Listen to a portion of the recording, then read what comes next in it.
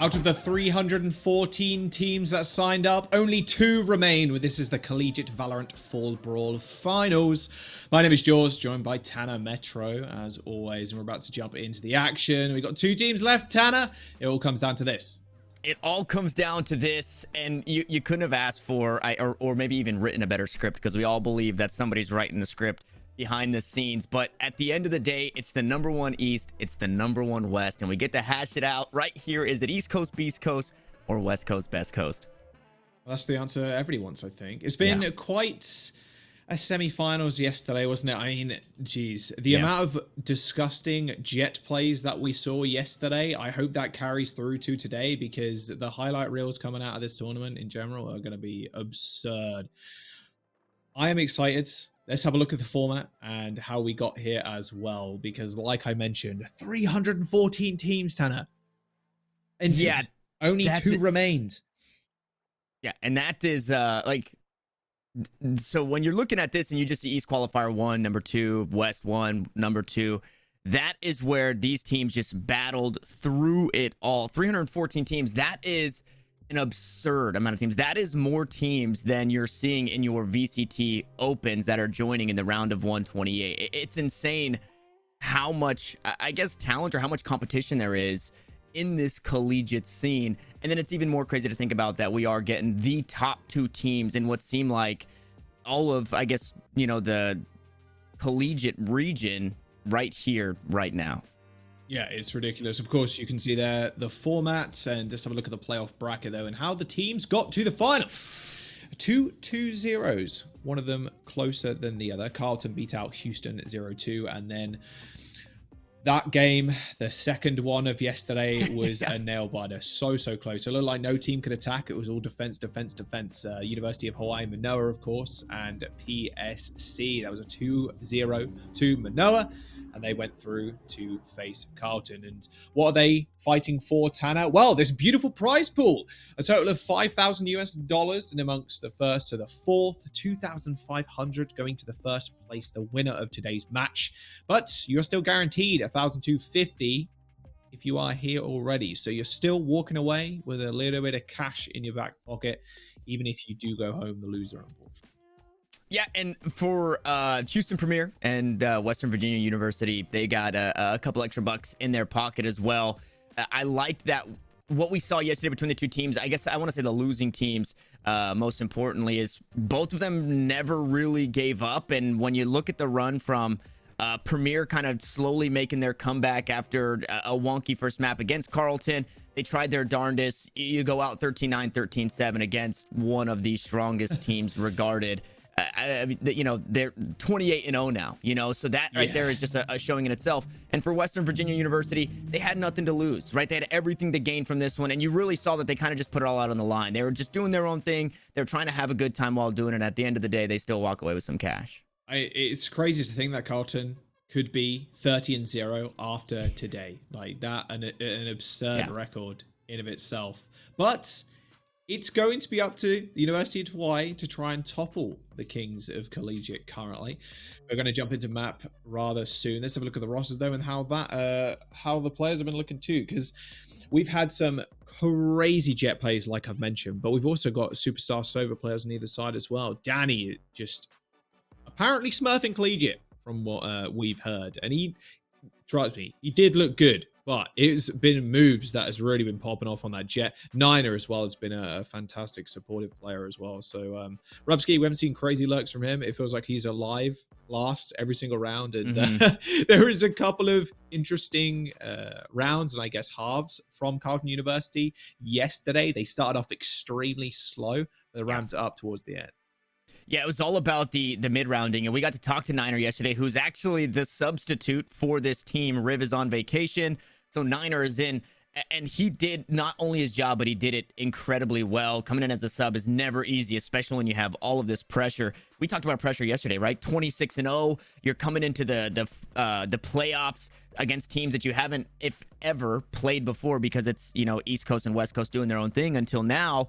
and then you throw a substitute on top of it, and he's got so much more to prove, and he did such a great job in doing it. But it is that mid-rounding. It is the experience behind Danny and some of the other players. As Niner said, this is his first collegiate go at things. But for the rest of the squad, they've got that experience to kind of work around, you know, a slower start, but then getting a read on their opposition. And for University of Hawaii, I don't know if that's a team that you can allow that to happen, Jaws. We saw it yesterday, 9-3 at the half. They come back. They win out the map 13-10. And then they take all of that momentum into Haven and stomp WVU PSC 13-1. So you can't get behind against this Hawaii team, or else they're just going to ride that momentum to the end. Oh, definitely. I'm looking forward to Prefix versus Moves, that is for sure. Let's have a look at the map vetoes, though, and what map should we be seeing here today. Icebox, Ascent, and then Haven. University of Hawaii have chosen to take us to Icebox first. Then we have what seems to be a favorite for the time being, which is Ascent for second. And maybe, just maybe, we'll get to see a little bit of Haven too. And so that Haven map is an interesting one. I believe it was picked by Hawaii as the decider. And it's a map that we heard from Comey in the interview yesterday, right? Sure, they had a 13-1, but it's not one that they play all that often. They were just kind of riding that high from map number 1 and coming into map number 2 incredibly hot. And well, they did the job. They did the job more than necessary. What was more than necessary in closing out that series. So it's interesting about that Haven, should we get there, being the decider, because I still feel like although Hawaii looked great on it, it could still kind of be a coin flipping map depending on how the first two go. Yeah, most definitely. I mean, come on, Carlton want to keep that perfect record, right? 30-0. Just the thought of that is insane. And where do they go from there as well? Of course, a lot of these players, I can imagine it might get a few look-ins from some VCT teams, maybe. Like, there's a lot of talent in the collegiate scene, that is for sure. I mean, we're looking at both the first seeds from the East and West Division face off today, and these names are going to be household favorites by the end of this, I feel. We're going to load into map. Icebox is our first one. Tanner, we saw a lot of Viper play too on Icebox yesterday, and it's been nice to see a lot of that Viper's Pit being used on the A site, because that is almost assailable as soon as that's popped down. But we saw some crazy op plays as well coming from the Jets on this map. And like I said, Prefix Moves. These are the Jets you want to look out for. I feel like sometimes the rest of the players fade away into the background. They merely become shadows as both Jets end up popping off.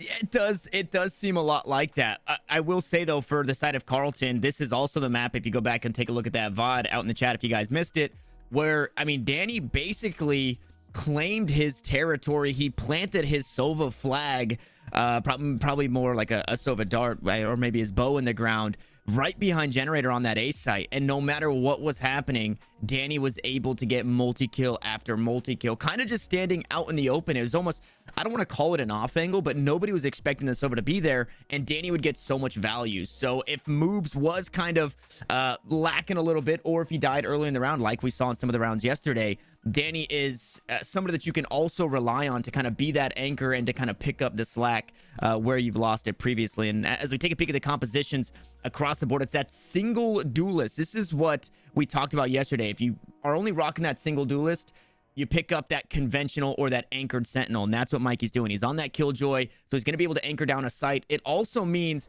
that you have to, or you don't have to invest as much on your Sage, right? You can put that turret up in kitchen, put an alarm bar out towards mid, and you can hang on to that Sage wall deeper into these rounds to try and get something cheeky done. You jump right into it. There's no holding back here. All. A lot of early damage down, in fact. I say that as Moves just clicks the head. This is an interesting wall as well. I mean, you're going to be able to push in quite aggressively, but I mean, the issue now, you've already lost one person here, Tanner. And look at all these ghosts just lurking forwards. Moose playing such an aggressive angle. Double kill for him so far. It does manage to dash back with 22 HP remaining. Mikey at least takes down Danny as he moves up and punishes Moves for his over-aggression as well. 3-on-3 now, Tanner. As the spike is moving up to A site. And that wall is starting to get the value. They have to disrespect it. They have to push through, and you lose the health when you do that. Oh, yes, and Rubsy does manage to go, I wouldn't say much of a lurk, but playing with his team. So 1v3, Mikey. The spike could potentially be planted. Could use this wall, but Looks almost impossible now, just trying to get some extra frags at this point with the Sheriff, but 30 seconds left. pretty unlikely. Especially with 30 seconds remaining, there's no hope you go B. Carlton know exactly where he is. And he got a little bit of damage, I believe, on Niner there, the Raze. But the Sage Heal kind of just tops the Raze off once. Oh, okay, but the headshots. Can he find the next? Oh, doesn't quite check the cubby, and Niner finishes off the round with a quick and clean ghost kill. First round going to Carlton. Yeah, that was an interesting one. Shout outs, Mikey, again, I think has been a pretty standout player on the Sentinel. I thought had a really strong showing on Haven, coming up clutch and kind of securing that 13-1 for his team. But even here in this one, right, Moob's off to a great start. You said it, double kill coming on through. You start to let that jet, you know, spread its wings, and you know that jet is going to fly. But Mikey immediately shuts that down, and then it allows for Comey's wall to get a bit more value, right? Because there's only one player left on the site. The other two have to push through that wall. Unfortunately, it doesn't go their way. Carlton pick up the round. But looks like we've got a bit of a force coming out from University of Hawaii here. So Marshall's in hand for a couple of these players. Yeah, we saw a little bit of Marshall action yesterday, in fact. Double Marshalls, too, if I remember correctly. And they were devastating. Especially with the no armor, of course. It's a one-shot to the body. Trying to trade shots back and forth. Sheriff versus Marshall. I'll take Prefix any day of the week, to be honest with that Marshall. Okay, he's trolling. A little bit of... Just a little bit of trolling. Yeah, a little bit of blue on blue. That was the Marshall, not the healing orb. Fortunately, there's no friendly fire. Ooh, moves, takes down Prefix. Kind of over peak, maybe from Prefix, but quickly traded back with a Marshall of his own. Niner just hanging and waiting, lurking in the corner. He's going to get no scope, that looked like, by Gold QT. But Danny is there for the trade. Oh, it's a 1v2 as the rotates do end up coming through.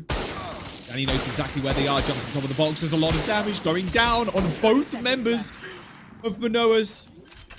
But can they actually get the bomb? Not sure. The Viper does manage to stop the plant for the time being as Collegiate holds the angle, but it's Jacklaw with the SMG to finish off the round. It looked doable for a second. It looked doable, but then the health bars kind of just getting chipped away at a bit too low on the side of Hawaii made that one nigh impossible for the most part. And having that lineup as well, we talked about Rubsky.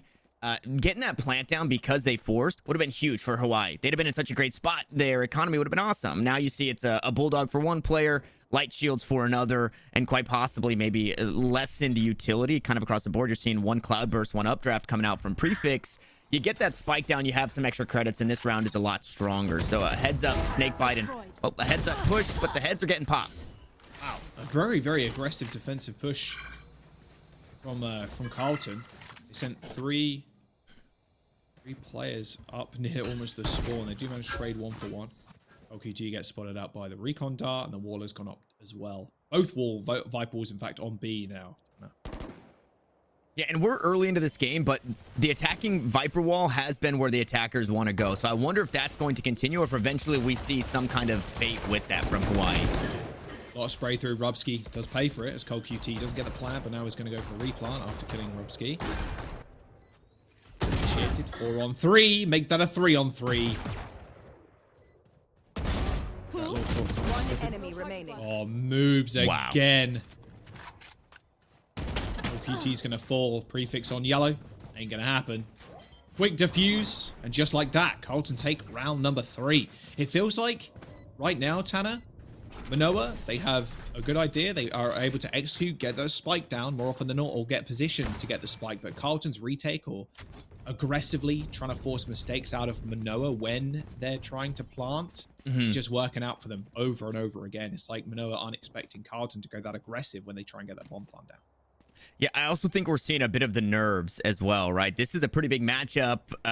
More importantly, Mānoa being undefeated through their kind of most recent bracket run on the West, and now undefeated here versus a 30-0 Carlton team, the favorites to win this. So I think we're seeing some of the small things lacking, right? Watching the flanks, using some of that utility in order to do stuff like that.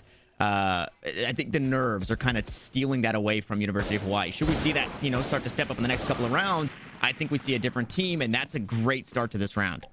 Wow, yeah, pick off onto Danny already with the Sheriff. extremely nice. Carlton are playing this so aggro. I mean, Danny was very aggressive in his lineup there. He tried to go for a peek through mid. He ended up getting punished. Moobs is going to go down, and a res onto the Viper now. So it is a 5v3 in favor of Mānoa. I say that as Mikey goes down. And again, an aggressive push out from Carlton here, Tanner. They do manage to just flank and just catch and sleep in just a little bit. Nine is going to find a nice little shot onto the sofa. He ends up going down. He is going to get spotted, but it doesn't matter at all. Komi tried to go for the flank. As Niner was revealed, that nade, the paint shell is going a little bit short, unfortunately, bouncing back in his face. But now it's a 3-on-2, even after the res. A plant for Collegiate does end up going down. One weapon was retrieved, so you find an early kill, and this is doable. Well, now it's not. No, maybe not. Sheriff in hand, but no life to speak of. Jack Law finishes off Prefix, and that is 4 rounds in a row now for Carlton. They want to make sure they go 30-0. That is the name of the game right now. Yeah, this is daunting, and I love this. So we talked about kind of the shortcomings of the Carlton squad. You get off to a slow start, you try and play that mid game, and you might not be able to do that against this Hawaii team. You let them get some momentum, and we see how much damage they can do. Well, Carlton immediately in game 1 for Hawaii's pick on Icebox just refused to give them anything, right? The space that they're taking, it's every round, and it's almost immediate. This round, it looks like maybe a bit slower because Hawaii should have weapons in hand. But just previous to this, it was pushing up A, getting up on top of Belt on the defensive side. It was pushing through B and getting inside that hut nice and early to make sure that you catch any rotations coming out. Carlton was just taking so much space for free. And again, it's the small things that Hawaii need to tweak, right? Watching that flank, maybe sending somebody out on the lurk here. Now we get the lockdown. It's going to open up the site a bit, but it doesn't look like there's much behind it. Slow also try and stop the rotations. There you go. Rubsky tried to get away from that lockdown. No players have been detained. The alarm bots go down as well, but problem is Moose has pulled the knives. I say a problem. He ends up getting traded, but Danny on the rotation with a shock dart does take out Tessid. Bomb is going to go down once again. A beautiful lurk from Komi. Takes down Jacklorf in the mid. And now it's up to Niner and Danny to do anything. A nice little spray, but it's not going to work. Danny in a 1v3. Viper's Pit available for Mānoa as well. They can just play contact here. It shouldn't be too much of a problem. Danny has got the op, but misses the shot. Mikey takes him out. They pick up the op and the round. At least they were able to come back in. 4-1 now as Mānoa take that last one. And the difference there, obviously having the lockdown. So Mikey having as many kills as he does, that feels great. That ultimate's online.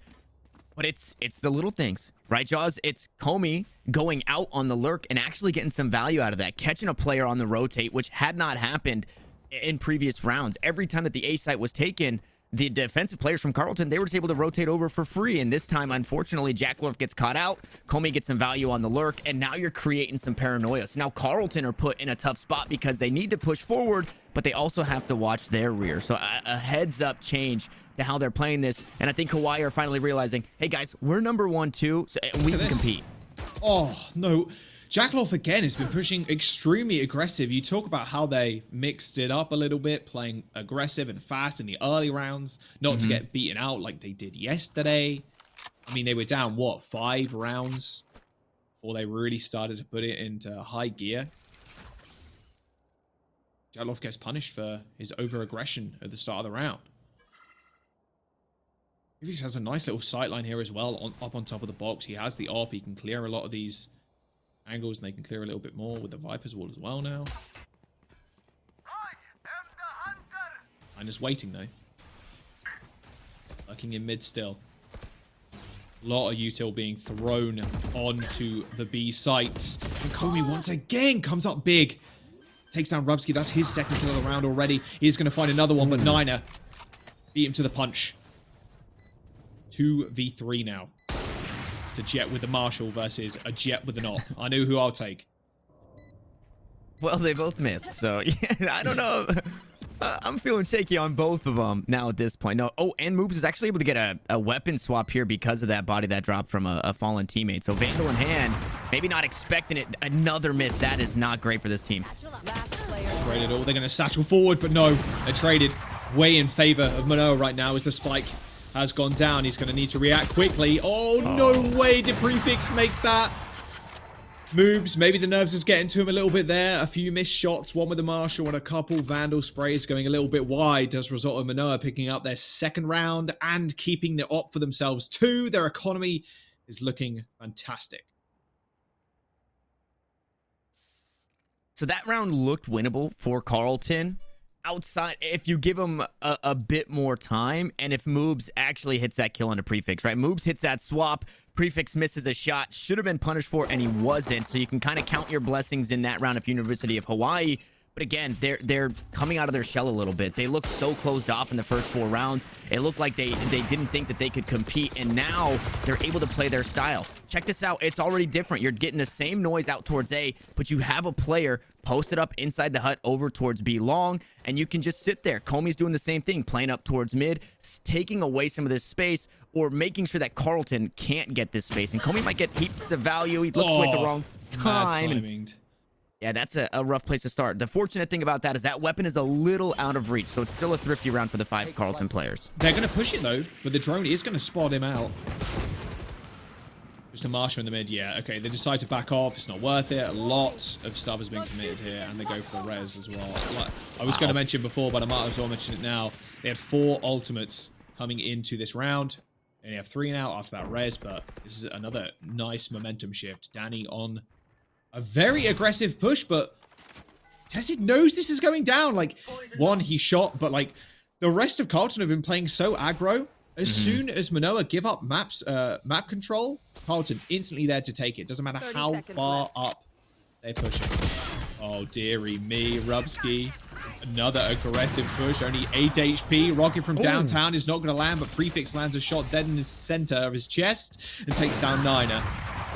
Prefix out with another one. A nice little right click from Rubsky, takes one more. A Jackaloff with the Sheriff. It's now 2, and that was a 3v1. Comey ends up going down, and Carlton just like that on a thrifty round take down Mānoa and secure quite a few guns for themselves.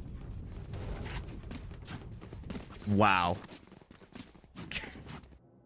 It's rounds like that where not only do you get timing at the beginning, it feels bad for Hawaii, but for Carlton to not only find that kill, but then to look to play aggressively off of it. We saw how aggressive Daniel's playing out towards A. On a thrifty round, Carlton are still able to take away this space. And then when it comes down to it for University of Hawaii, it's the little things once more. It's the corners going unchecked. It's not playing that buddy system like we were seeing yesterday.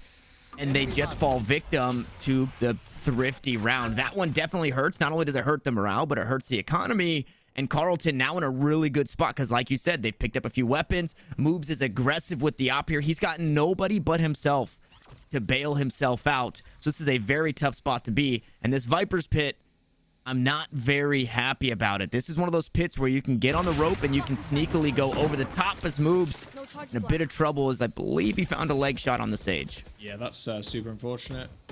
That'll get healed up right away, I can imagine. Yeah, you can see the Sage health bar ticking up now. He did have one person with him, to be fair. Back him up, but now Comey's going to take all the space that he requires. That yellow box is still guarded, though, by Jackaloff. Oh, no. Comey beat him to the punch. It still might be a Mānoa execute on A, however, regardless of the aggression. There's Rubsky with 1 kill. Almost made that a second, but no. Cole QT gets an upgrade. He's only 12 HP. Only from the decay, so he'll heal that up rather quickly. And now a mid push from Moobs again. These lurks around mid from Moobs have just been absolutely insane. He's just picking off people on the rotate. The spike has gone down, but now it's a 2v2. And Moobs, another weapon swap, so you don't have that operator coming into this one. You have to be wary, and, well, these are the best 2 players that you want alive if you're Carlton. Oh, 1000%. Mikey in a 1v2 scenario. He spots Danny, but now has revealed himself. The Nano Swarm is going to come out to make sure he can't get pushed. He kills off the recon dart, but it's not going to be enough to do anything, and Moobs gets the kill. 6-2 now for Carlton. Over halfway through the first round already. Carlton showing up big once again. I told you, man. Moobs is the guy you got to watch out for. Danny, everybody's been saying this guy is smurfing in Collegiate right now. But the guy that's on fire, more often than not, is Moobs. His op play has been spectacular. It's been pretty unmatched, and I'm a little sad that I didn't get to watch any of the games kind of leading up to this one in their road to the playoffs, because it would have just been more highlight reels for Moobs. Again, back to the operator, picks that one up and continues to switch up the angles. That's what you want to see out of your Jet. You want to make sure that you're unknown as to where you're playing, and it's off first knives though. Oh, you can't do this! Someone stop Moobs right now. He can't keep getting away with this. They do end up trading, and the knives have been pulled. Can they make anything of it? Okay, this is what I want to see. Aggressive use of the pit. Danny finds one. Prefix is down. Rubski's in mid, trying to find a little flank, a little lurk, potentially. Spike planted also. Ratloff's got Danny to back him up on the sidelines, but Rubski gets taken out, unfortunately. That Stinger too strong. The judge a little bit more so as well. Oh, dearie me. Moose finds a flank. Double right click to the back with a classic, and Danny finishes the round off strong with a headshot. Easy peasy. Carlton pick up their 7th round. There is nothing stopping them. It's the same kind of stuff, Tanner, that's happening over and over again. It's like Carlton. They play super aggressive in the early stages of the round. Try and find picks with moves with the op. Then they play a little bit more passive. Bait Mānoa in almost. Hey, you can plant the bomb. It's all good. No worries. And then they go for either these wide flanks, these lurks through mid, or they end up just overrunning them on the site on the retake. So quick and sharp at Carlton right now. Completely unlike what they were like yesterday in the semifinals. Their start off was 0-5 on their first map. Yeah, very slow. And in this one, I think the speed in the rounds, it has kind of been what is working for them. Just knowing that they're the best team here, not worrying about having to read the team and adjust. They're like, hey, let's just play our game. And, well, this is Moobs' game right here. Oh, but he didn't spot Cole QT just hanging out on the box. Over-aggression punished. Mānoa have got that big lockdown available as well. Hunter's Fury. Doesn't find much. There we go. There's the lockdown tower. Wow. Yeah, huge from Mikey to hang on to that, and a big oversight from Danny, kind of just tossing out that ultimate. It can be shot down up on pipes, but you're seeing now Niner's going to be in a tough spot unless he can get out. Oh, then no, he can't. Dunzo. Yeah, goodbye, Cole QT. That's his 3rd. There's the bomb plant. 2v4. We've seen crazier things. Danny finds one. Now 1v3. Rubski. One of his mad lad lurks again. They have a suspicion. I think they do. There's a couple of people looking. And there you go. Komi does take him out, and that is Mānoa's 3rd round. Moobs went... You know, I don't know whether to call that a timing thing, to be honest, with Moobs, but he pushed past, and both on the left and the right of himself, there were people that he just didn't see because he was just scoped in. A little bit unfortunate. Now their economy is paying for it. Yeah, Moob's still sitting pretty, but he is going to hang out with the rest of the squad. Probably looking to buy an operator in this upcoming round. The Sheriffs can be deadly, but that round... We've seen it before, Tanner. Yeah. Like, they just won the Thrifty with just the Sheriffs, the classics. It can happen again. Yeah, and it's that same aggression, but it's not there's just the knives. Prefix ends up going down. Can he find another? No, he can't. Gets slowed up and instantly killed. Extreme aggression from Carlton. A resurrection onto Prefix as well. Danny's chilling in the corner. Just a 1 kill would be more than enough for him at this point. There are 5 people just running towards him just with the classic right clicks. Nice little upgrade, I guess, on the pistol there for Mikey. Picks up the Sheriff. Mānoa find their 5th. Last round before the... Or their 4th, sorry. Last round before the switch here. So Moobs, he's got that up back. And it's a full buy. You love to see it. Carlton not kind of overextending themselves for 2 rounds in a row. Although they have been aggressive, you can obviously see that there is some means behind it in terms of kind of hanging on to that economy and making sure that it does flourish into this last round. But I wanted to talk about that round previous. Danny tosses out that Hunter's Fury just before the lockdown goes down, and that could be a round win, right? The real, I guess, the strengths in Hawaii taking the A site 2 out of 4 times and winning the rounds has been Mikey's lockdown. So a bit of an oversight there. You're obviously still in the lead. But a lot of times, 7-5 doesn't really feel like a lead going into the half because you're one pistol round and one anti-eco from being at a 7-7 game. Massive stack towards B. Aggressive push from Mānoa. Kitchen is still occupied. You can see moves already. Look at your mini-map. It's a nest spawn. It's going for this rather large flank as Danny ends up going down first. And this one being forward as well. There's Prefix, punishes moves, aggression. Now the Hunter's Fury to clear out even more. You end up finding one, but should be quite an easy round now for Mānoa. There you go. Final round in the half. Switching sides. 7-5 as we do end up switching sides. And we did a lot of talking about Prefix, Homie, you know, Cold Cutie is having a pretty good game. Mikey that was his third lockdown on the half, although that one didn't really matter because it was at the end. But that was also his second lockdown in 3 rounds. They won that round with a lockdown. Then the next round was a thrifty. Then Mikey had lockdown again at the end of that round. That's pretty wild for the Killjoy. Mikey's definitely having a good game, and I think it gets a whole lot better here for this entire Hawaii squad now that they're going to defense. Yesterday, they had prolific defenses. They get to do it right here, right now. And like I said, 7-5 for Carlton. You're not the safest, right? You lose the pistol round, you lose the anti-eco. We're at a tie game. Not overly shocked by the aggression from Carlton right now. Trying to get as much information as they can with the drone. They should be able to spot Mikey. Look at the defense. Boombot coming through. A massive swarm of players from Mānoa as well. A lot of fire just through the Viper wall. I mean, why not? Wall does end up going up. Can they break it before it does solidify? I'm not sure they can. A lot of snake bites as well being thrown down on the ground to try and deny some extra space. A 1-for-1 trade as Jack Wolf and Comey end up going down. Rubsky with an aggressive flank once again takes out Tested. These sheriffs are doing too much work for Prefix. 1v2, make that a 1v1. Is this a classic finish Mikey from Mikey? This is why he's getting the lockdown so quickly. He gets the defuse and Mānoa find the round. That was such a scrappy round, and I think Mānoa had a different read on it. They were all playing elsewhere as one player, I believe, tested on the site, just holding it down. Everybody came rotating from that screen side, and then we just got an absolute brawl on the A site. And again, it's Mikey to do it once more. We were looking at clutches for the pros before we went live today. I want to know what the clutches and the percentages are looking like for Mikey, because he has been that both yesterday and today.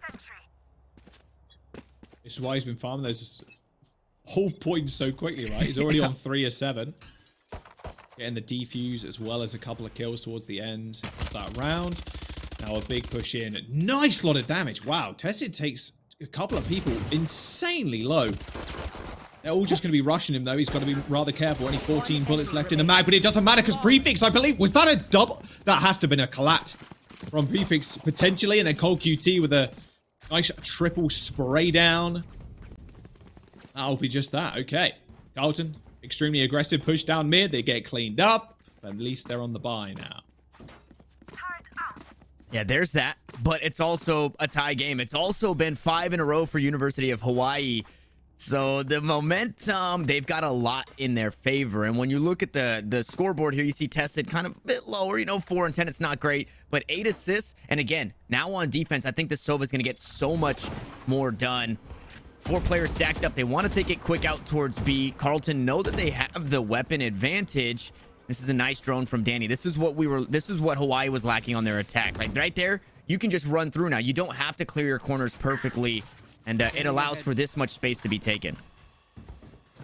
I love information gain. A lot of the KJ stuff has been set up on A for Mānoa. And now the rotation should be coming through. Oh, dearie me. No, Comey was looking at the ground to make sure he wasn't standing in the goop. The plant does end up coming through. Shock dart damage, maybe? Yes, okay. Tessie gets the shock dart damage and gets the spray on Jacklorf. However, the plant has gone down. And there's still a player on the attacking side. I believe it's Rubsky, very deep out towards mid. That could be huge here. As the time ticks away, I'm wondering if they know where that Viper's playing. Not entirely sure. Tessid pushes forward, though, and Niner ends up going down. Make that a double. Oops, also falls. That's almost an ace. Can he get it? Defuse is coming through. Rubsky is here. He finds one. He finds another. This could be the clutch. Can he find the third? Yes, he can. The defuse came through, though. Rubsky not quite quick enough. 3 players sacrificed by Mānoa to get the round win. Rubsky almost clutched that for his team with a 4K. But it was all on Prefix getting that defuse at the very end. Mānoa now lead 8-7. Wow, I mean, that's the Carlton way, right? The team is a bit too fast, or Rubsky in this situation is just a bit too slow again on that lurk. I think there was a sage wall that was stopping him from actually pushing through, but he could have shot it down, right? He could have looked to make a play to try and help his team out sooner. And you see it's literally a game of seconds right there in that round. That feels bad, but like you said, it's Hawaii off to a great start. That's a pretty good start and response, though. Rubsky picking one up again. Revealing area. It's not going to tag. No, it's not. Okay, so do they know Moobs is in kitchen now? That is the question. Pit available for Carlton as well. Moobs, this is a disgusting place to be right now. Is Prefix going to check this? I'm not entirely sure he is. No way! Does he look... Actually timinged. Unfortunate. Unlucky. Go again. Go again. It's okay, team. Viper's Pit is unleashed by Carlton. As they do get the plant down. I say that, actually. Komi plays a little bit aggressive there and anticipates the plant. There's another one. Spike down. Danny with a kill onto Komi as he did go for the flank. However, Mikey's going to clean him up. Yellow box control. For Carlton, they don't really have the guns. They are still against the op and knives if Mānoa really need it. Shock darts fired around the corner. Niner finds 2. Now it's a 1v1. A sheriff versus a rifle. As he finds him, no. Tested a little bit too quick on the trigger. And there you go. Mānoa leading 9-7 as the defuse comes through. I'm wondering what the economy looks like because they had the hero rifle on Rubsky. Moobs also forced up a Vandal. And it does look like, okay, they are able to buy into this next one as well. So the rest of the team on Sheriffs puts them in a good spot economically for Carlton. But now they have to try and figure out a way to crack this defense that has been... we talked about this yesterday. I said, this is not the way that you want to play, but hey, if it ain't broke, don't fix it. It seems like Hawaii can put all of or most of their eggs in that defense basket because you're looking at this undefeated 28-0 team really struggling to crack through it. There don't seem to be any holes in this Hawaii defense. And once more, yesterday we saw Hawaii down at the half, and they brought it all the way back for the win. And now this all would be huge, but Komi just a bit too slippery. That's a lot of aggression, a lot of utility used. Wow. Nice little slow there to help Komi find that kill. There is Cold QT on the high ground trying to get some work done. Komi's eventually cleaned on up, but Jack Lorth ends up falling to the poison. Spike has been dropped too, and Carlton now in a 2v4 situation against not only a lockdown, but a Hunter's Fury as well. And they know exactly where they're pushing from too, which is going to be the issue. Rubsky moving through the poison cloud. Poison's off. Now just sitting below the rafters.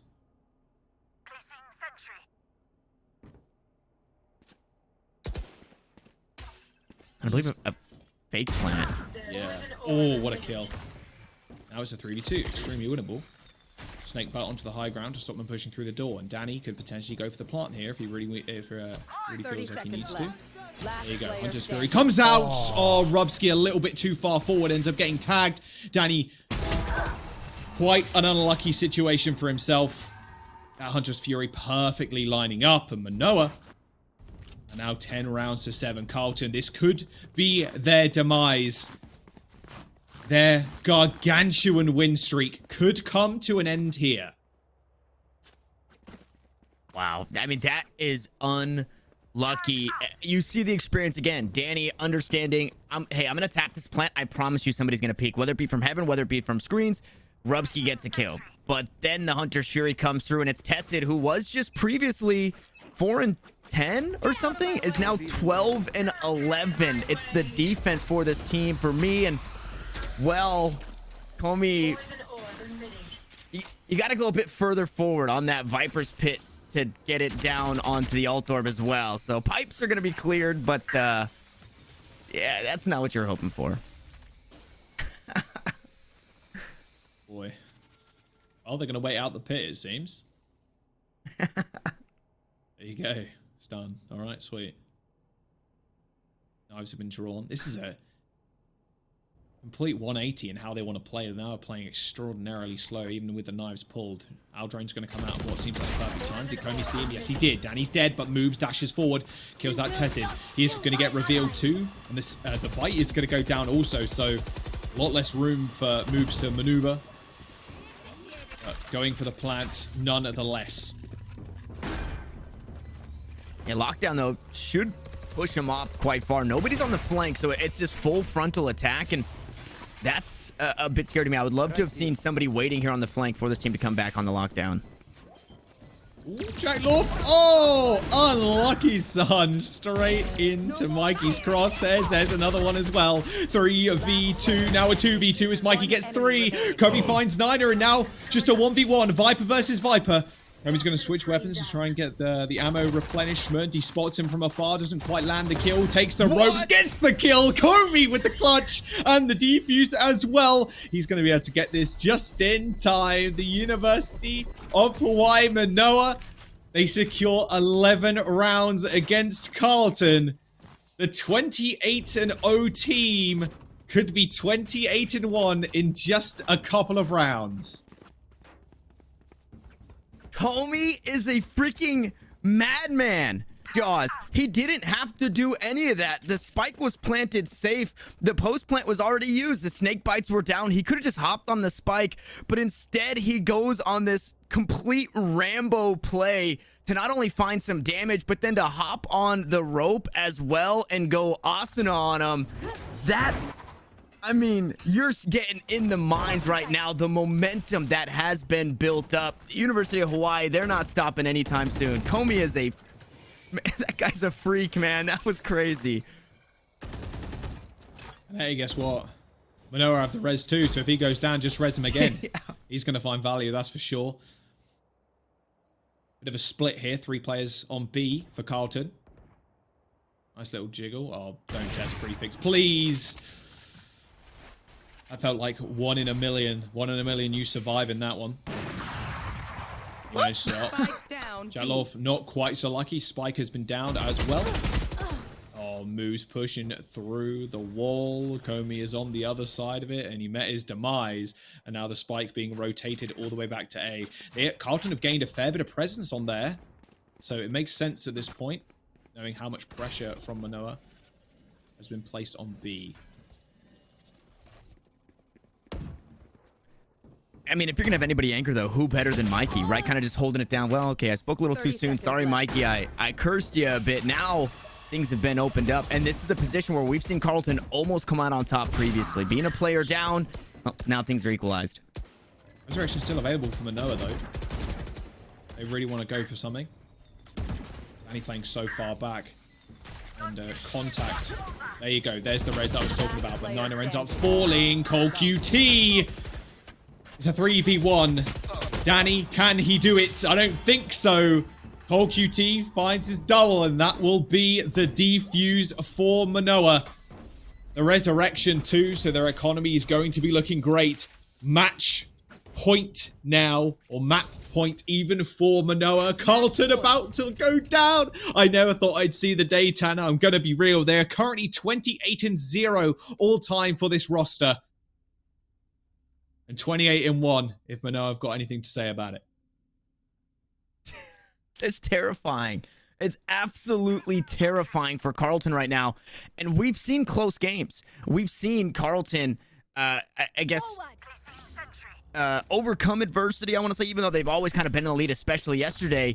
But I think the difference here is they have not been able to crack Hawaii at all. The fights that they're losing, they're just losing because of the individual prowess and the individual play, a lot of the times from Comey, but from the roster here of Hawaii. There's been no breathing room for Carleton on attack, where I think in games that they start to let some rounds slip away, they always feel they're still the better team. And this one, we're looking at an incredibly evenly matched squad. And, well, when you're playing on Hawaii's map pick, you can see why they picked it here. This is a very tough spot to be. Fortunately, it's a full buy from Carleton, and this time around, things are going a lot slower. What I love to see out of this, because we didn't really get it from the Hawaii attacking side, is that Viper's toxic screen from Rubsky was used over towards that B side. Unfortunately, as a Viper's pit, they can't really look to play it, but they can, if they need to, they can rotate back that way, or they can play this feint, right? Maybe you're expecting a B hit because that's where that wall was. That's exactly the game plan for Hawaii, and Carleton looking to play that feint style this time around. 2 people from Mānoa in mid and kitchen though, so a quick rotation to A is pretty easily achieved. We'll do a immediate prefix with an uncharacteristic miss. Moves now taking full control of that high ground. Mikey on the defense finds one, finds another with a nano swarm, finds a third as well. No way, Mikey is doing it. Moves trying to come back with a couple of kills of his own, but now Carleton go down. They have finally been taken care of. Mānoa 1-0 up in the series and end Carleton's 28 map record. Wow, what a way to do it. 7-5 at the half.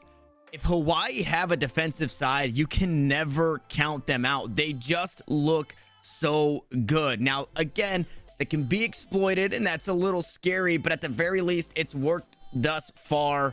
And I believe going into the map too, they're starting on defense once more. So it's, I mean, all momentum, the hype train for Hawaii. Wow. It's real. Yeah, what a game, what a showing. Incredibly impressive. Again, like I said, the attacking side, you could see a little telegraphed in some of the stuff that they're doing. But at the end of the day, they were still able to pick up 5. And that was more than enough to stomp out this Carleton team. I just can't believe we entered today thinking Carleton, it's going to be a tough series for sure, but we thought Carleton weren't going to win their win streak. The favorites coming into this series, but Hawaii have ended that with that victory on Icebox. Match point in the series as well. So close to that first place also. We're going to jump to a quick break. We got another map after this. We'll see you in a bit.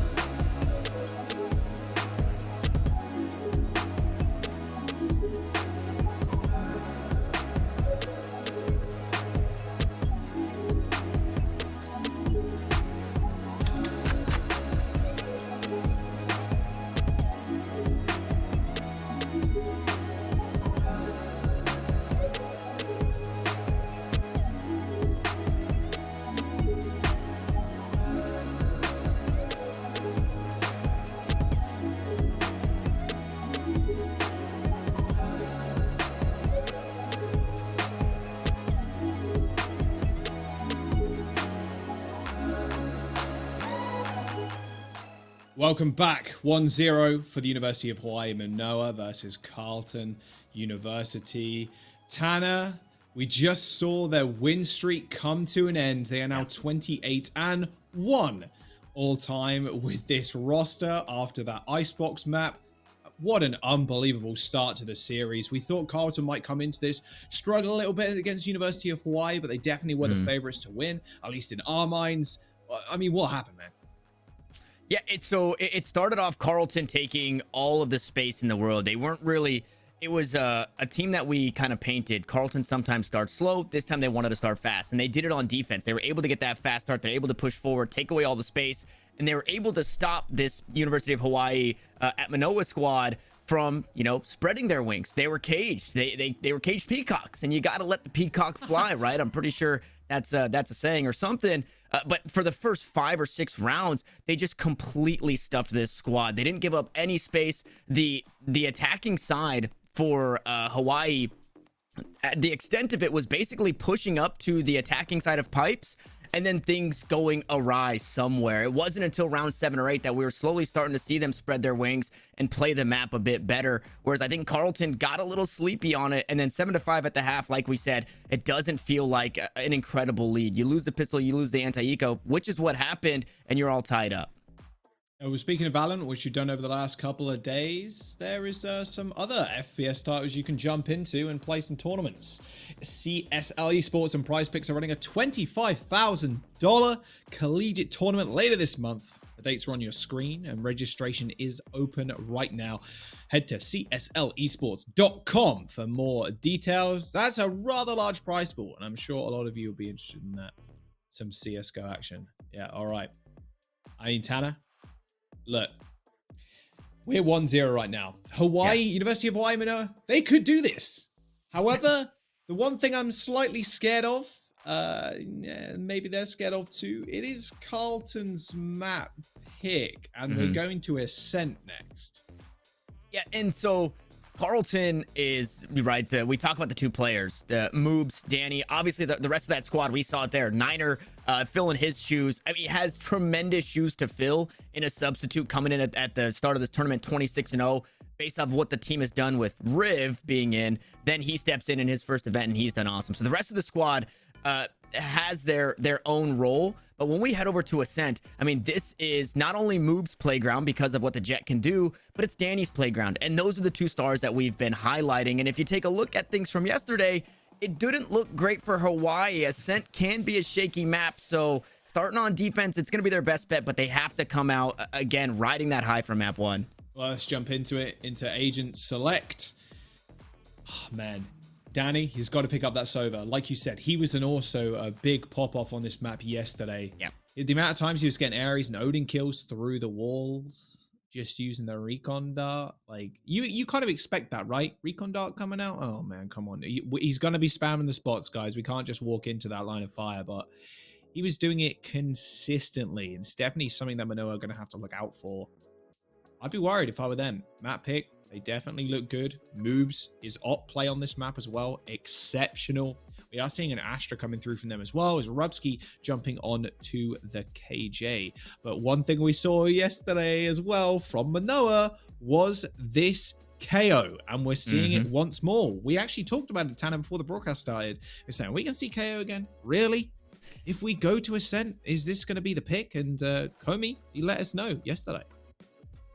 Yeah, and our thoughts coming into this one, right, is just as Comey said, felt a little lackluster. The idea behind the KO is that it makes for a fairly free site hit. You can, you're at a huge advantage, right? Obviously, you can still take the gunfight if you're the team that's getting suppressed, but you don't have the utility or any of the flashes or anything of the sort that kind of helps you delay, whereas the KO team will. So sure, you can say that that is a free take with air quotes around it, but just as Comey said, it kind of fell flat. It didn't really work the way that they intended it to work. It eventually ended in a map win, but I'm wondering if the X factor in this one for the KO is that Comey just came off of a huge win and is riding all this momentum. Whereas yesterday, they were coming in cold. It was their first map of the day. They did end up getting, taking care of business, but it wasn't until we got into that second half that we saw it. Now it's a hot start. It's not fresh for this University of Hawaii squad. So I think maybe the KO gets a bit more. Of course, we'll have to wait and find out as we jump straight into the game. Another thing to think about as well, Tanner, is both Mānoa and Carlton have seen each other play on this map. And with the KO, not many players or not many teams are playing KO right now. He's in a bit of a weird spot in limbo. They're obviously trying to work. They've got ideas. They've got plans for it.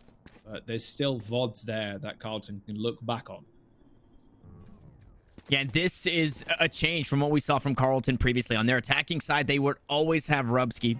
I will say basically always, 98% of the time, they had Rubsky on the opposite side of the map looking to play the lurk. This time, they're all stacked up as 5. And that 0 point, the KO knife, when you see it ping that the Killjoy is there in the group of 5 or 4, however many it just hit there, you know that you can take this space for free. And that's exactly what Prefix did. Pushes all the way into the spawn, make sure that nobody can rotate out. And now they don't have to do too much. They can back away just like they are. They can play this 5-point stance across the map on defense and play the numbers. Smoke and a dash. Mikey ends up going down. Looked one way, looked the other. Nice flash from Comey straight out of the smoke. Doesn't really find too much else. Spike is going to go down. Okay, it didn't go down. It was like a pixel off. There you go. Blind comes through as well. They do make their way through the door. Comey finds another one as Jackloff ends up going down to a headshot. And now straight under to hell. Comey still holding the angle, waiting for an aggressive peek as TESID takes out Rubsky now in a 1v2. It's not going to happen. And the defuse comes through for Mānoa. And if you're not getting utility out of the KO from the utility, or I guess value, then you just do it with your gun, Comey. You just do it with your gun, and that's what he did there. Picks up 2 for himself, but starting the round with that 0 point, getting all of that information, it allowed that to happen. I do want to give a shout out to Moobs for doing what a Jet does best in kind of allowing them to equalize things, whereas Cloudburst goes down, Tailwind right into it, create the space. Mikey looks to first kind of sets his eyes on the Cloudburst and says, hey, I need to try and push this team because they don't know that I'm here. And it's just that nice looky here kind of fake play, that feint play that the Jet can do. So Moves opening up the space. It's just unfortunate that Hawaii was a bit stronger on the retake. Still a bit of a nice stack towards the A site with just the KJ hanging in and around tiles right now. Right here. You must know there's... I was going to say, he must know there's utility. Mikey holding hell at the moment as Comey does flash through once again and picks up 9. And Moves looked a different direction and Mikey's there for the kill as well. Now a 3-on-5 as mid control is attempted to be taken, but it wasn't going to happen. Prefix sitting up in heaven too with that Marshall. I mean, look, Tanner, remember what happened yesterday with Carlton? They started off Ascent on the attack, and they went 0-5 or 0-4. Like, they did not have a hot start whatsoever. And then as soon as they got a buy round in, that is when they started clapping. Yeah, I think the only problem with that is the caliber of team is obviously a little different here for University of Hawaii, especially on defense. I do think that this is where we see things flip upside down, just because the weaponry is not great, right? A Marshall coming into this one. The Ares, we'll see if that gets some value. Prefix trying to pop a grape there. Couldn't do it. Moves able to stay alive, and no wall bangs just yet. With the spike down over towards the A site, it's a very slow start for Carlton, and I think you need to play that way here. And you need to play, at the very least, you need to play at Rubsky's pace. If you're going to allow Rubsky to continue to lurk round after round, you have to play at his pace. You have to wait for him to let you know that, hey, I'm in a good spot. I can't find this lurker. I've got this timing, because we've seen previously Carlton move a bit too fast, and then it's that Killjoy left all by his lonesome. Heavy mid presence. Deploying drone. Carlton is now they try and scope out tree to see if they can find Comey potentially. Enemy mark. Turret in the corner. I know what's good. There's the nano swarm. Too much damage for Jackloff to take. Now they push on to the A site, but moves in Heaven's going to do a lot of work, at least trying to control the space. So Komi's there for the refrag. Unfortunately, Hell has now been secured by Carlton as the spike is on the site, currently in Hell. A blind, but it didn't really seem to matter. Rubsky was so close to Tested that he could just spray and pray. Spike's going to get planted. Cover going out. And, I mean, they're corralled here on the defense. Last player standing. They were corralled on the defense. Yeah, now it's only 9 on the site. He does know where 2 people are placed, though, so he really needs to look one direction. However, one's on generator already. Is he going to be aware? No, not quite quick enough. Gold QT finishes off Niner. And Mānoa go 3-0 in the first half. They just don't fight. There was nothing. You talked about the mid presence. It was, I believe, 3 players pushed all the way up. The drone spotted the Killjoy out towards B. 3 players push up mid into market. They shoot down the door, and then they rotate back towards A. Meanwhile, Mikey is just still holding it down. They just don't budge. I believe Prefix is also there or very close to being into position for an A take. But the feints aren't working for Carlton. Mānoa are holding steady until they get really concrete information, and they're doing it so well. And it's obviously, like we're seeing here, working. It's a tough round to lose for Carlton. They're back on pistols, but we'll see if they can try again in round 5 or maybe pull off something miraculous here with just the sheriffs. Look at this push, by the way, from Mānoa. Almost comical at this point. Moves. Has an idea, maybe. Maybe not. They're just going to push into tiles. The map control right now for Mānoa is just splendid, really. Push in, a little bit of damage down from Tessid, a little bit more from Mikey as he lands a headshot onto Niner. Is traded. They do have the sight. They're not looking crazy healthy. As Tessid finds the kill onto Danny, who is a little bit too late on the rotate straight onto the bomb site. To 1v4. Mānoa are looking so good on Ascent. A map pick of Carlton as they pick up their 4th round now in a row. And this is the first time that we've seen Carlton face real adversity. So I'm wondering what it's like in the comms. They have the experience, but some of the other players don't, right? We heard it from the interview yesterday, and not everybody had. Danny has the most experience, and that's in, in playing in some of the VCT qualifiers, some of the tier 2 tournaments here and there for time in or something to prove. Outside of that, right, it's hard to keep that mental intact. It's hard to keep everybody kind of put together. It was probably easy on the season because they were winning every single game, but now they're really facing adversity. It's the same start yesterday, but it's so different because it is this Hawaii team. An instant use of the divide from Carlton. They want to go at this extremely quickly. Look at the utility being burnt, though, by Mānoa to try and keep them back. The divide has been used. Now they back off. And if they even rotate to A here, Tanner, that wall is going to be useless. Yeah. And again, Hawaii don't budge. They moved a little bit because of what was invested in that Cosmic Divide, but they've still got players just around the corner and utility on the site for the Killjoy. You should run. Lockdown. More seconds. Mikey's going to have to go rather soon. Spike has been planted as well as the time and space has been given to Carlton. Bomb grenade in hell.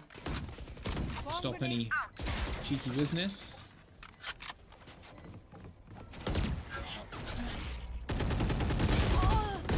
And Mikey does end up peeking. Heaven control has been taken by Carlton. A 5v3 situation. Knives available from Noah.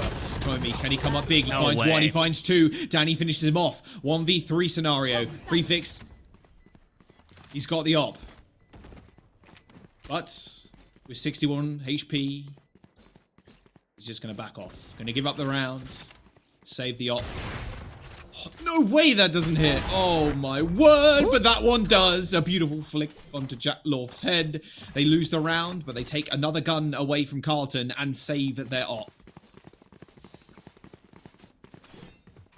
Look Okay, maybe I spoke too soon. Maybe I spoke too soon about how this Carleton team is feeling, because that is a very strong round. It almost gets flipped upside down by Comey once more, but the feint was just enough. And now Carleton knows at a certain point there's a number, right? There's always a number, and the number here is that tier of utility that is used that will buy the rotation from Hawaii. This time it was that Cosmic Divide. We'll see what it is next time, because they're usually pretty good about it. But they still stayed in the area, but they gave up a bit too much. They weren't as strong in that post plant. In the retake, and Carleton are slowly starting to get the read. That's what makes them so strong on a map like this. This is the most honest map as a whole. So in finally getting reads on Hawaii, if there was ever a map to do it and to start your comeback, it is going to be Ascent, and that's why we see Carleton picking this one so much.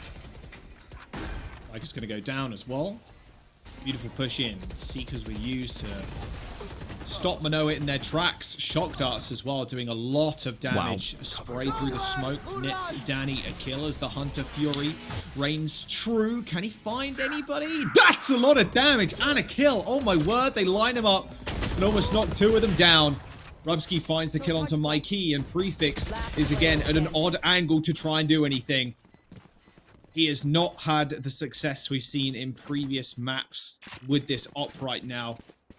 And Carleton are forcing him into positions that he just really doesn't want to be. I mean, yeah, he's definitely a cracked out op player, but he's trying to push into sites with the op where Carleton have multiple angles. They're really trying to shut his ability down to go crazy with that gun. In worst case, this time around, if the op misses, he's got the knives online. Maybe saves it for the next round. Should they lose this one, round 8 will be an eco round for University of Hawaii. A couple of vaults online for the squad from the shadows. More for information than anything, but that lockdown is really what we're keeping our eyes on. Is Prefix. Oh my goodness, moves the close angle, and Prefix gets it done. I mean, that's the start you want. Oh, and they've spotted out Cold QT as well. He's going to lay down the smoke, throw out a blind too. Are they just going to push through this to try and punish their positioning? They cannot. Even a recon bolt used in mid to make sure Cold QT does get out alive. I mean, to be fair, Tanner, if you lose a person there, it does even it up at a 4 apiece. No Sage, no Res. Good use of utility to make sure Cold QT stays alive. And at the end of the day, right now you're just at a numbers advantage. You still have your ultimates online. I don't believe the knives have been popped, tested in a bad spot, though. There's just really no way out there. And nice ask for util to keep the team at bay. So, well, what was an advantage for Hawaii, now the odds are even. The ults are still online, but it's a really awkward place to do this from where Hawaii's at right now, because somewhere on that site is going to be safe from that lockdown. Prefix finds himself in the same situation again, at an odd angle, trying to take this B site. He can cover a lot of it. In fact, an opening from Mikey, and then a trade onto Rubsky, but Nine is sitting, waiting for this push through this door. Oh. Gets one. Nice flash. Does pop flash 2. He knows exactly where Danny is. The 1v1 as the spike is down. Danny needs to buy time, but maybe not. Actually, if I just kill him, we're in the round quicker. And we get that money in our bank accounts quicker too. Carleton now 3 rounds to 4 after they claim 3 in a row. So the momentum shift, like we saw yesterday, Tanner, is in full effect. Carleton taking a little bit of time to warm up on Ascent, and then coming back with 3 rounds in a row. Yeah, the adaptability, it wasn't there for Icebox. That's a-okay. It's a map that Hawaii was incredibly comfortable with. That's why they picked it. Now we see why Carleton, again, is comfortable with this one here in playing Ascent. I've been impressed, again, by Niner for filling the shoes that he is filling, and that was the one gun that was online. It was a judge in the hand of Mikey, and, well, now it's flat on the floor on the A site. Nice little heal as well. His move took a little bit of damage from the knives in heaven. Extremely aggro. Rubsky on one of his mid lurks. Oh, almost got timing there. And as he pulled out his nano swarm, he found one, he found another, tried to spray transfer, wasn't going to happen. Comey at least manages to secure a weapon And Prefix trying to do just that, but no, doesn't check the corner to his left, and Moves was just waiting for him. Exit frags now. Comey, I can imagine. There's no way he wins the the 1v4. Let's go sicko mode for that, and I don't think that's going to happen. And he might not find anything either here. So you say that they're pushing through mid. Nope, goodbye. As soon as he turns around, his body is put down on the ground.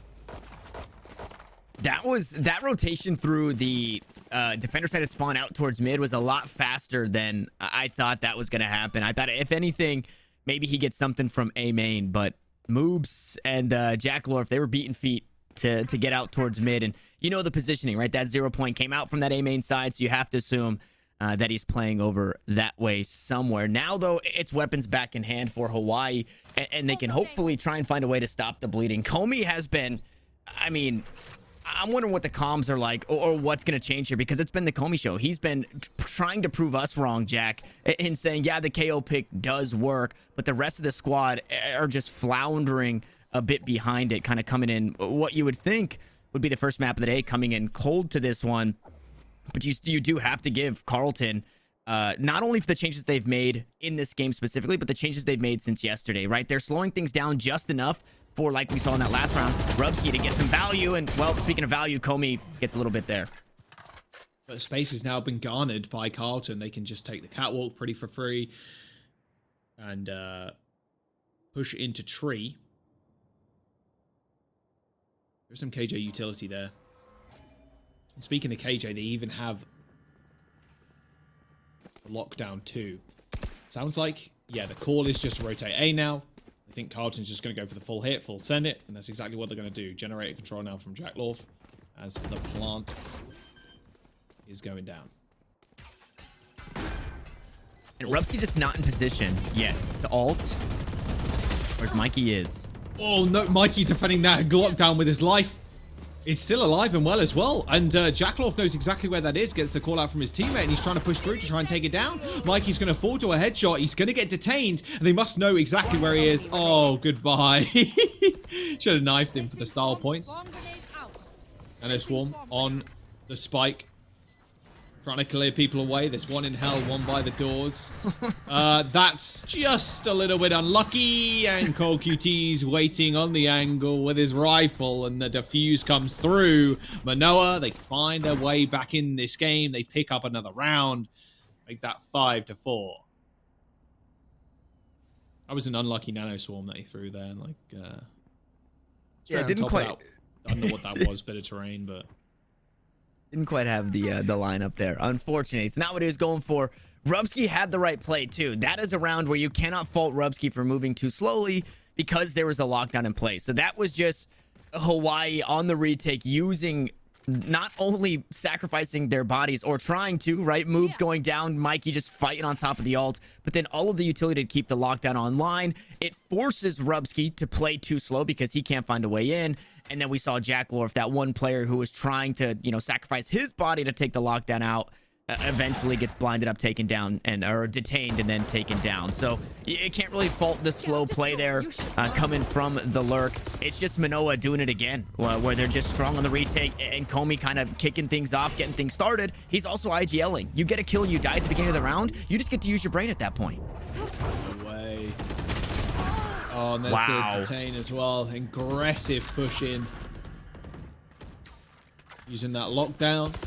Site's been taken. Bomb's been planted. Gold QT. Spraying and praying. Trying to bark off as much as possible, but there is a 5-stack from Carlton on this site. And yeah, pretty impossible now. Prefix, he knows what he needs to do. Just run away with the orb. Go somewhere that he can't be found. Maybe do a little bit of Metal Gear Solid, just jump in a box real quick. Yeah. Make sure he doesn't lose the op. They're a fast, aggressive push from Carlton, Tanner. And it definitely seemed to catch Mānoa off guard as well. Mikey getting caught in that lockdown. It's another large oversight. Prefix. This is a shot. maybe escapes. Just has to hang on for a couple more seconds. So we'll have the operator. I'm wondering what the purchase is going to look like behind it because the economy is not great. It might just be really the hero op on prefix.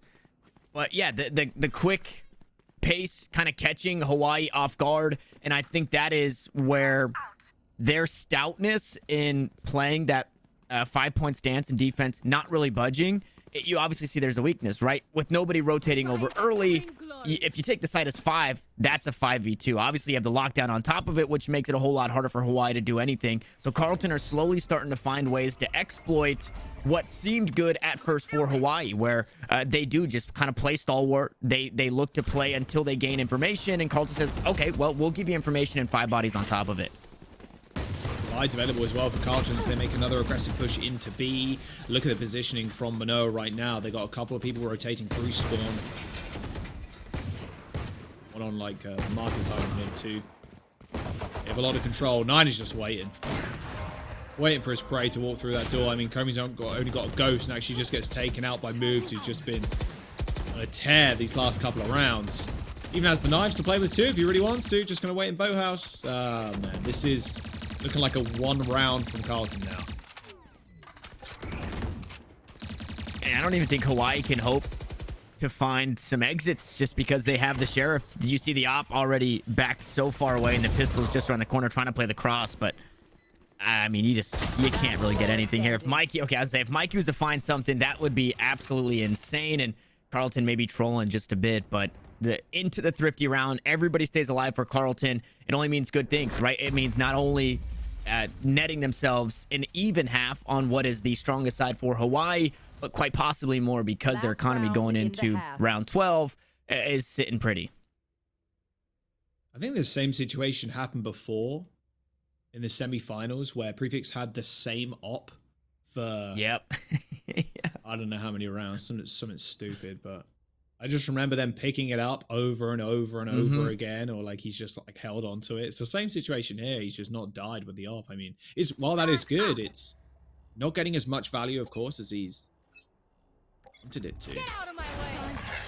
They weren't on a buy though, to be fair. So there. Oh, hello. Oh, hello. Oh dear. Hunter's Fury doing a fair bit of work as Carleton just rush onto the site, just gunning everybody down. And I mean, well, now you have a generator control. The heals are going to come out too, and there's 2 people. They're going to try and enter cap. Moves his way in here with a rifle of his own. No armor to be found, but is he going to go for the push? Nice blind. Oh, gets punished for it. But still, Spike has been planted, Tanner. And one of your players has an op. I'm wondering if Prefix is going to try and swap out that weapon or looking to play this. Okay, no, 1vx with an op still. So this just isn't winnable. Someone's behind him too. Yeah, goodbye. Well, unfortunately, the Prefix, even if he did survive that round, he can't take it into the next half. So 7-5 now. Carleton leading as we enter the pistol for the second half. And it's scary. This is very scary for University of Hawaii, unless they've figured out a way to pull a rabbit and 8 rounds out of a hat on attack in, overnight. This is looking like Carleton should be able to kind of secure this, which this is a cool little inverse on what we've got in the last 2 games, where it was University of Hawaii battling back for 3 in a row at the end for 7-5. Now it's Carleton doing it, battling back for 3 in a row and then picking up the pistol. This again, 7-5, doesn't feel great. I would say it feels better for Carleton because it was that comeback that they were able to find, 7-5. So they've got a bit of momentum coming to this pistol round. Obviously, you're just a couple of rounds away from being a tie game, but it's Hawaii on attack, which, well, looked a lot weaker. Now looks a whole lot stronger with moves taken down. Nice bit of cat control as well. The moves got kind of tag team there, unfortunately. A lot of utility. Look at that recon ball. My word, that revealed pretty much the entire team. Danny's going to get flanked. Didn't matter all too much as Jackloff was there to just clean up Tessid. But 2v3 now. Make that a 3v0. Spike didn't even end up hitting the ground. Or being planted. I guess not hitting the ground. I guess it just drops. So that kind of counts if you want to be technical, I suppose. True. Oh, look who's got an Ares. Oh, yeah. This is, this is Danny's playground. right here. So the one thing that we noticed yesterday from Carlton's defense is that they were a bit quick on the trigger in terms of rotating. If they didn't get anything or any information right away out towards B main, Danny was almost always moving over towards that A side early, leaving Rubsky all by his lonesome. I'm wondering if that's going to be kind of the same thing that we're seeing. Obviously, this round, you can't put too much weight into it. I believe it's only a Marshall in the hands of Prefix. But as things develop and the rifles start to come through for Hawaii, I'm wondering if we're going to see that same kind of quick on the trigger rotations from Danny. They don't really want to test Danny at all either, so choosing not to push towards Danny. Moobs, however, is pushing. Oh my word. Well, I mean, he was kind of baited into that one. I don't think he expected another person being there. Let's hit a heal up as well, making sure they're ready for the next engagement. And now Prefix with the Marshall. Oh, no. Spike down A. Wow. Mikey, though. Unbelievable shots on Niner. The classic. Not even a right click. Now a... Oh, that was... It's going to be pretty scary now. Look at the positioning. Oh, in grass, I was going to say, if Rubsky doesn't check that position, oh, QT is going to finish him off, or at least... There's no way. 1v2. Winnable. Very winnable. Someone's on generator. As Cold QT makes his way around the boxes. Does he know? No, he does not. SMG buys, and Carlton end up winning the defensive round. And Mānoa falling by the wayside now. Another 4-5 rounds now in the row for Carlton. Yeah, I mean, so coming into this next round, though, it's the full buy from Hawaii, and it's a little scary for Carlton, right? Hawaii didn't win that last round, but they did a lot of damage, and we're seeing Carlton this time around, they're not opting into buying into the bonus. They are going to treat this as a bonus. So the players that died are only on sheriffs. So Hawaii, although they lost that last round, put them in a really good spot to, I guess, further their chances or better their odds in winning this next one because of that weapon advantage that they have. But again, you can't count out the sheriff, so anything can still happen. But the advantage is just a bit greater for Hawaii now coming into this one because of the damage they did in the last. Control guarded by Mānoa. As Mikey ends up picking up 2. Rubsky and moves. Didn't expect that one coming. That orb fully in control. And tough rotates from Carlton at this point. And he's going to have to go absolutely crazy with these Ares to try and stop the rest of the onslaught from Mānoa. Prefix cleans him up. Spike should go down. And now 2 players from Carlton just lurking in mid. Spike planted. Try and clutch this one out. And I think for this one, for Hawaii, obviously you want to hang on to your weapons. Whatever you lose here, you have to buy into the next, and your economy's not great for this being, you know, your full buy after 3. Comey flashes himself. No, runs out of ammo. So I caster cursed him. I'm sorry for doing that. What I was ultimately going to say, I think the ultimate goal is, you know, getting these ult pips into the hands of the players that need it. It's cold to eventually do it at the end, and 1 weapon to go down shouldn't be too bad. I think we have a few undamaged members, so you don't have to, you know, buy armor into this next round. You can buy up for Comey, who fell in that last round. We see Tested actually doing that one. But I was thinking, you know, look to get these ults online. Right now, you have a huge advantage. You have ult for ult, sure, but you have that lockdown before Danny has his Hunter's Fury. He's still 4 pips away from that one. So if you're University of Hawaii, I think right now your mentality is, how and where do we get this ult down? That needs to be your win condition before Danny can get that ult online. And Danny is at his favorite position. Ready with the Odin. Moobs has got the op online too. No op for Prefix, unfortunately. Heavy mid presence shown once more by Mānoa.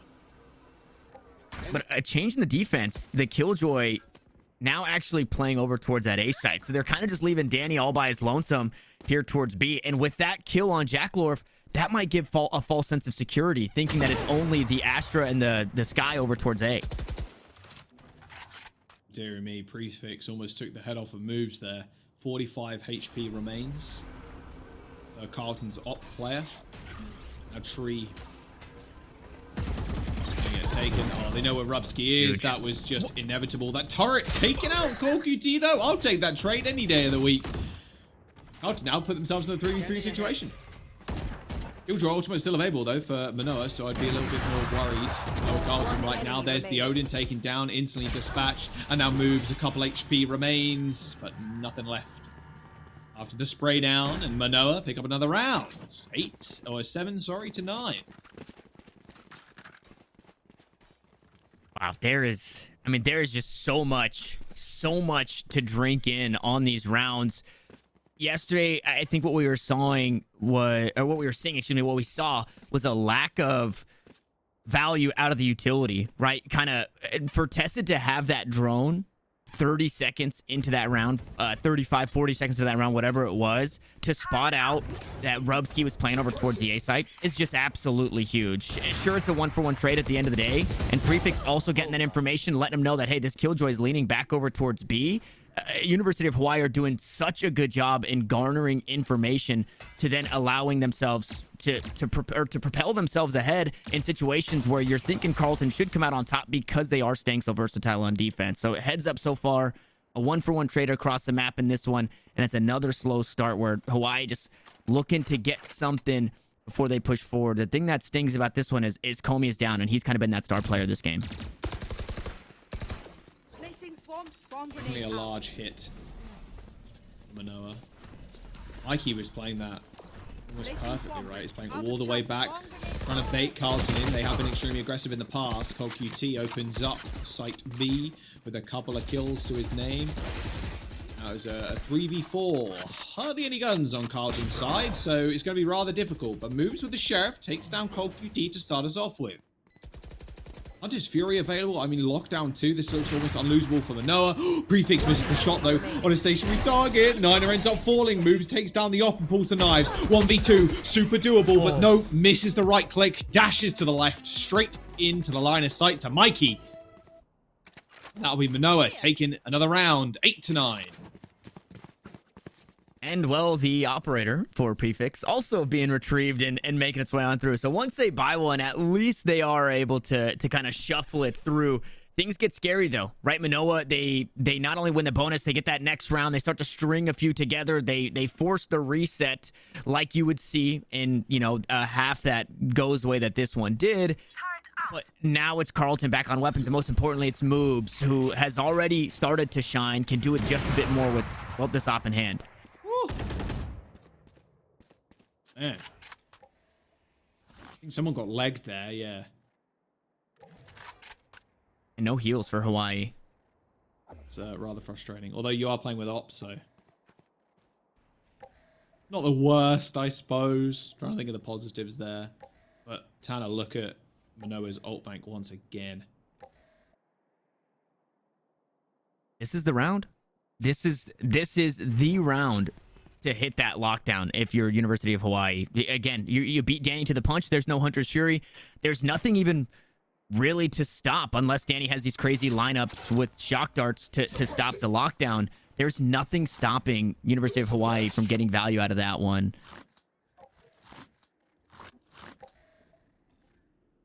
You managed to find one. Uh-oh. Okay, here we go. All command has been popped. They do run in onto the site, and Zarubsky can't use any of his utility, unfortunately. Completely surprised. Oh my word, though. Moves from the side. However, a potential easy res on Comey there as the door does end up getting destroyed. Mikey pushes his way towards Comey, but I don't think he's going to be able to get up. No way, right?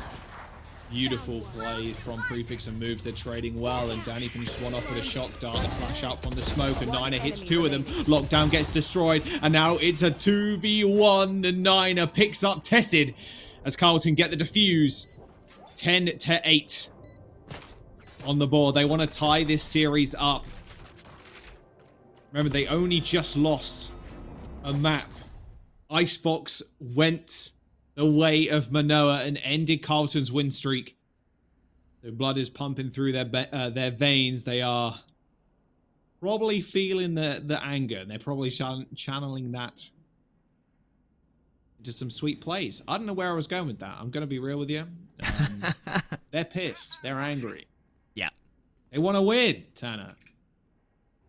Yeah, I think a lot of it too, right? It's proving why you were the favorite. Sure, you had a slip up. You didn't need to go undefeated to win it all, and maybe that might just be the case.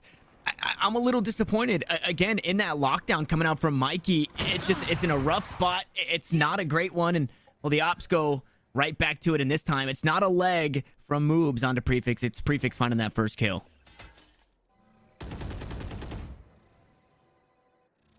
QT once again making his presence for his team in mid. And yeah, okay. Well, no one in wine, but Comey, and something we were talking about before, Tanner, was how Comey was able to get up his ult a lot of the time, and one of the reasons why they were playing this pick is because the null command comes up so often, and they can push a site with it because the sites are fairly enclosed. Calling my bot. I would love to see the inverse of what we saw. Instead of the null command to kick things off, use that lockdown to get into the site. Null command so they can't find their way back into it themselves. I think that would have flipped that round upside down, and now Rubsky has to hold his B side all by himself. I mean, he's getting destroyed by the utility there. All the mids. QT once again with a nice little lurk, but Danny with a shock dart kills off 2, and now a 2v2. Spike goes down. Prefix has the op, but he also has the knives in his back pocket as well. Positioning here, the cross is just so nice. Are they gonna check the doors? That's the question. Prefix finds one with the up, and now it's a 2v1. Jackaloff tries to make his way onto the site, gets the kill through the wall. Prefix is dead. A 1v1, and Comey wins it out. Another clutch for the robots, and Mānoa find a win, and a 9-10, almost tying us up. Comey has been on fire this map.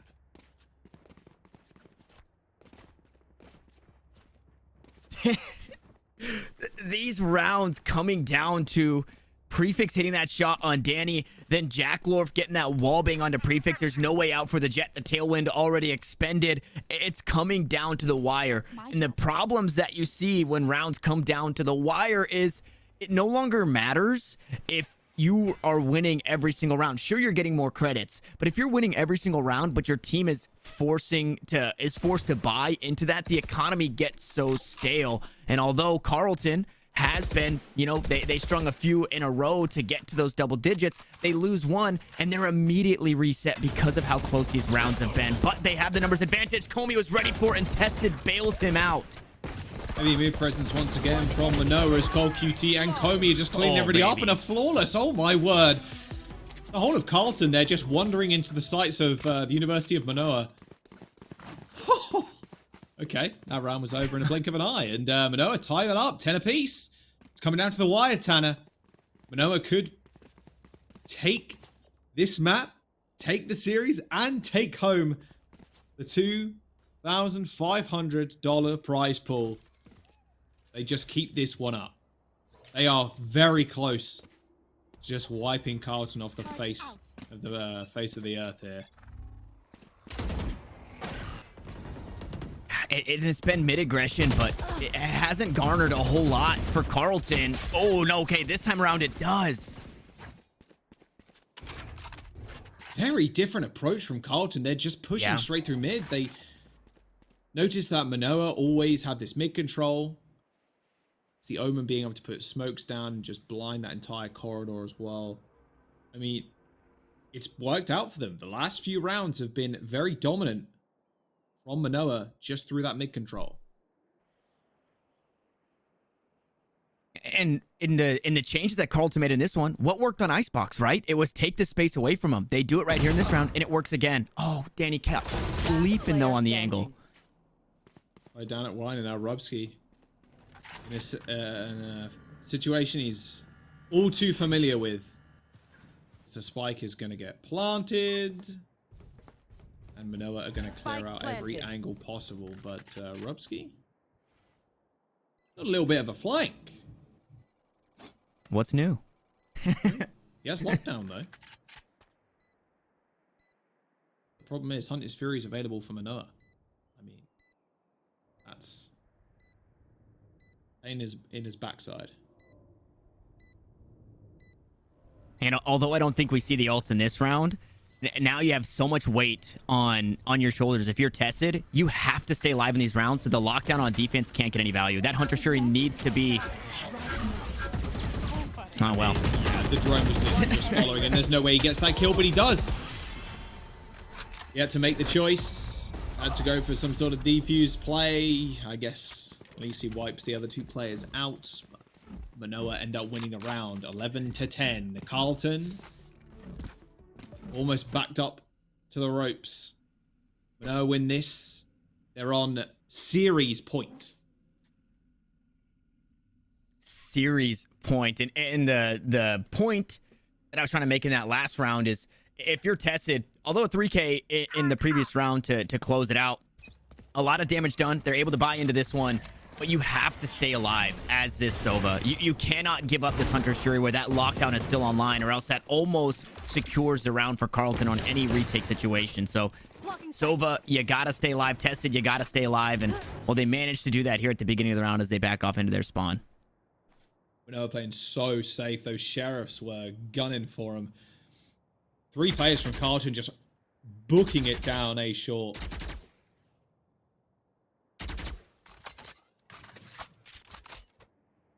Slow methodical round now playing for Mānoa. Just try and bait up some utility and then try and walk in.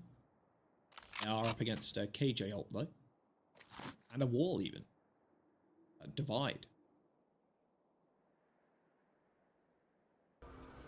I mean, forgive me for not noticing. This is just an eco round coming out from Carlton, so yeah. They're not looking to play aggressive into this one. They're saying, okay, we'll play for the overtime. That's A-okay. I think when you notice 3 players out towards the A site, you just beat feet over towards the B site, and you try and overwhelm, at the very least, the 2 players that might be playing here. Obviously, unbeknownst to them, it's just the one in Rubsky, and all the utilities taken down now. He's right at the back of the site. He's got an SMG in hand. They know where he is. Just a simple rush will do it. They do end up trading, but no weapon can be recovered by Danny. Oh no, I say that. They do end up pushing in. Spike ends up getting planted too. Only 10 seconds to go. Oh, dearie me. This is Mānoa. They're going to go on to series point. It's a 1v4, and you've got an op to deal with as well as, yeah, the rest of them with rifles. Mānoa now 12 rounds on the board to 10, Tanner. Mānoa, 1 more round to go, and they will take the first place and the prize pool and topple Carlton. Carlton University stepping into today with a 28-0 record for their squad. Icebox went the way of Mānoa and ended that streak. And Carlton about to face not only their first map loss, but their first series loss as well. And there's something about it also from stunting Carlton to getting to 30 wins, because that's what it would have taken, right? Whether it be 30-0 or 30-1, they would need 30 to win the entire tournament here, to win here in the finals. And not only are you giving them their first loss, quite possibly their second, but you're refusing to give up that 30 bomb in map wins. That just the cherry on top, all the more value to it as we get that lockdown nice and early. And this time around, there's no Hunter Shuri. Oh, does that tag him? No, he doesn't. It might not know moves is here. Oh, he sees one through the smoke. Mikey tried to make his way onto the site. Wasn't Look at quite. the spike. Look at the spike. He ulted to A. Spike down. The TP straight across the map. A control. Fully in fade now, Mānoa. Seeker's going to come out, reveal some positions. Can Nina do anything with this? A flash around the corner as Tessin goes down.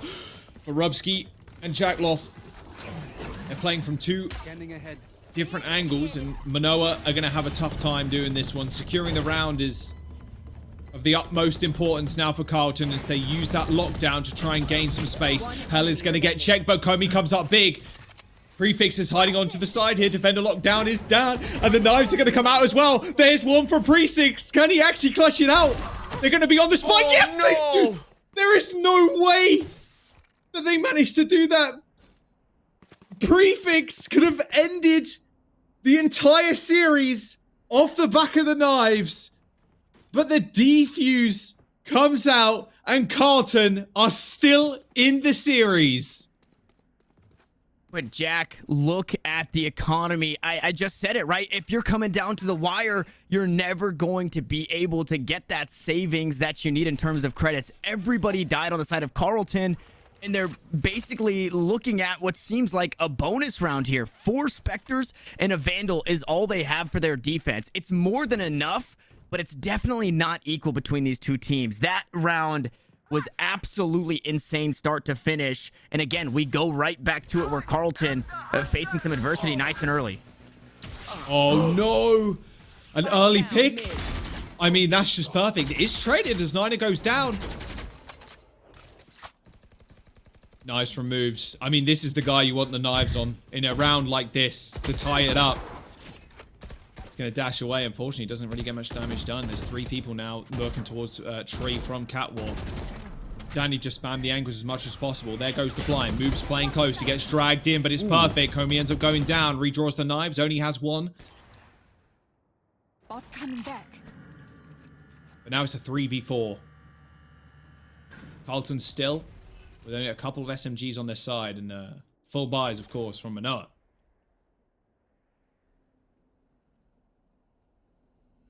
Timing. Oh, the timing is good. Cold 30 QT picks seconds up left. moves, and now a 3v3. A lot of utility burn from Jack here as they try and do something. The timing again. Oh my word, this cannot be happening. It's up to Rubsky. His lurks are legendary, but now he's in a 1v3 scenario with just the SMG. I take that back. He picks up the Vandal. Thank goodness he found it, but the clutch is going to have to be real, but it's not going to happen. Prefix saves the day once again, and the University of Hawaii Mānoa take the first place. They take the championship. And Carleton University, they were handed their first map loss and first series loss now since their roster formed. The University of Hawaii have done it, a 2-0 victory on what were the favorites coming into today. That is incredibly impressive. Hawaii being such a momentum-based team to come into map 2 and have such an awkward defensive side, right? That just is not what we were expecting. It looked like Carleton had them figured out, and then based off of what we saw yesterday, recency bias, right? We think, oh, University of Hawaii, they didn't look great on the attacking side against a team that is, you know, not as good as Carleton based off of just being number 1 and number 2. They were playing against number 2 yesterday, but they completely flipped the script. Like you said, kind of in that series, if you didn't have footage before, well, you got a little bit yesterday. And it's really important that I think coming into this matchup, Icebox and Ascent were the 2 maps that Carleton University played yesterday. And that was a huge enigma for Hawaii coming to this. They hadn't played Icebox yet. So being able to pick that map and kind of have that unknown leg up over Carleton, I think started this series off so good. And a huge hats off to what they've been able to do in this. This is, I mean, a huge run for them. Not undefeated, I don't think, on the season, but in what we saw previously for their bracket leading into this one and then going 4-0 here in the playoffs. I mean, hats off to Hawaii. Oh, hats off to them indeed. I mean, like you said, undefeated and taken down an undefeated 28-0 team. Yeah. To win it out at the very end. And who better than Prefix, really? Yes. I mean, his knives almost netted them the round previous, which would have been the win. And then they finish it off with a nice AWP shot through glass to finish off. Rubik, I mean, man. Rubsky, I feel for the guy, honestly. Yeah. Always left in those 1v3 scenarios. Wasn't able to pull out in the end, unfortunately. We have got an interview, though, Tanner, with your winning team. We spoke to him yesterday. We're going to speak to him again. It's the KO player. Homie, thank you for joining us, man. And congratulations, honestly, on that win. Absolute crazy performance. You took down a 28-0 team. Like, how does that feel? It feels really good. Yeah, I don't know. Just really happy that we won and quick 2-0. Quick 2-0. Okay, I mean, okay, quick 2-0.